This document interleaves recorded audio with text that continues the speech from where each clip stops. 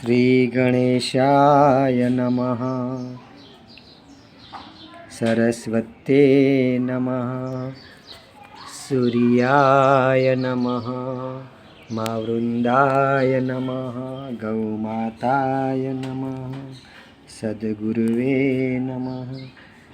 कृष्णं नारायणं वन्दे, कृष्णं वन्दे व्रजप्रियं, कृष्णं द्वैपायनं वन्दे, कृष्णं वन्दे पृथासुतं।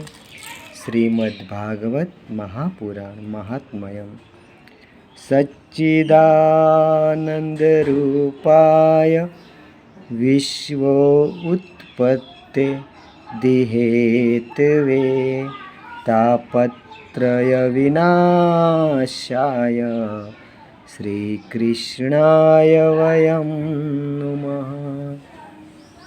नेमिषे सुतमासिनमभिवाद्य महामतिं, कथा अमृतं रसास्वाद कुशलः शौनको ब्रवीत्। अज्ञानध्वंसविध्वंस कोटिसूर्यसमप्रभ, सूताख्वाहि कथासारं मम कर्णरसायणं।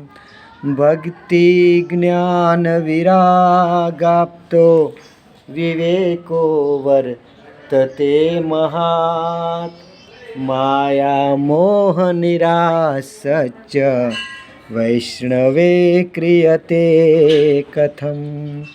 इह घोरे कलो प्राय जीवश्च सुरतां गत, क्लेशाक्रान्तश्च तस्मै शोधने किं परायणम्।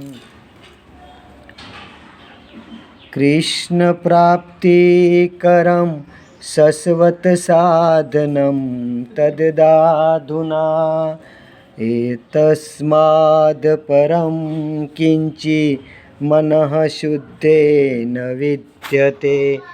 जन्मान्तरे भवे पुण्यं तदा भागवतं लभेत्। जन्मान्तरे भवे पुण्यं तदा भागवतं लभेत्।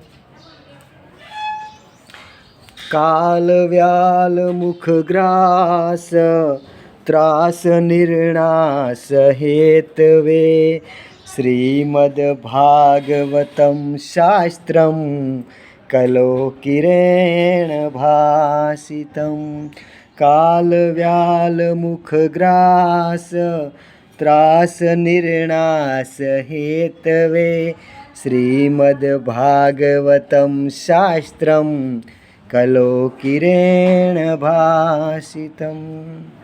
परीक्षिते कथा वक्तुं सभायां संस्थिते सुखे, सुधाकुम्भं गृहीत्वेव देवास्तत्र समागमन्। श्रीमद्भागवती वार्ता सुराणामतिदुर्लभं, मेनिरे भगवद्रूपं। शास्त्रं भागवतं कलो पठनाश्रवणासद्यो वैकुंठफलदायकम्। बालकृष्ण लाल की जय। सुखदेव मुनि बोल्या, हे राजा, परम पवित्र ભાગવતનું જે રસપાન કરશે, જે જીવ બાળ અવસ્થા હોય, વૃદ્ધાવસ્થા હોય, યુવા અવસ્થા, કોઈ પણ અવસ્થામાં જે જીવ જળ અને ચેતન આ રસપાન કરશે, ભાગ્યશાળી જીવ છે. એ જીવ અતિ ભાગ્યશાળી છે જે ભગવાનની બાળ લીલાનું વર્ણન, ભગવાન શ્રી કૃષ્ણનું માં જશોદાના ખોળાનું વર્ણન જે શ્રવણ કરશે એ જીવ અતિ ભાગ્યશાળી છે. કલિકાલ, કલીના અધર્મ મૈત્રણ ધરીએ કળિયુગે અધર્મ સાથે મૈત્રી કરી છે અને કલિકાલમાં એક ઉપાય છે, એક નાવ છે, રામ નામ રૂપી એક નાવ છે. કળિયુગમાં આ જીવને ભવસાગર તરવા માટે રામ નામ સિવાય બીજું કોઈ ઉપાય નથી. હનુમાનજી મહારાજ કલિયુગમાં સતત રામ નામનો જાપ કરી રામકથા ભાગવત કથામાં પોતાની હાજરી આપે છે. જો રામકથા ભાગવત કથા અહીં પણ આપણા હનુમાનજી મહારાજ, આપણા પંચમુખી હનુમાનજી મહારાજ અહીં ઉપસ્થિત છે. મારો ભોલેનાથ મા ભગવતી સાથે કથાનો રસપાન કરી રહ્યો છે. બાળ પરીક્ષિતા ખૂબ ભાગ્યશાળી છે. જય મહારાજ, જય મહારાજ, જય સંતરામ, જય સંતરામ, જય મહારાજ, જય સંતરામ. બાળ પરીક્ષિતા શ્રવણ કરી રહી છે અને સુખદેવ મુનિ બોલ્યા, હે રાજા, આ કથા એવી કથા છે કે જીવનનો થાક ઉતારે છે.